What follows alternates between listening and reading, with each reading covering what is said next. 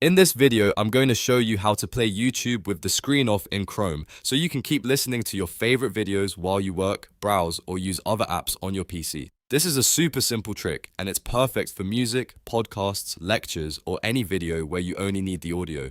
If this tutorial helps you, make sure to hit the like button and subscribe for more easy tech guides like this.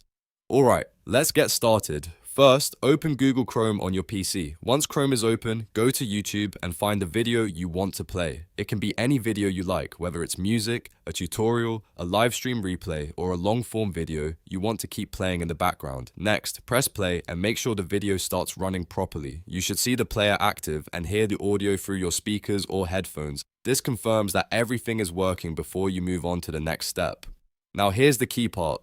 Once the video is playing, minimize Chrome. You can do this by clicking the minimize button at the top of the window or by opening another app on your computer. On most PCs, YouTube audio will continue playing in the background even when Chrome is not the active window.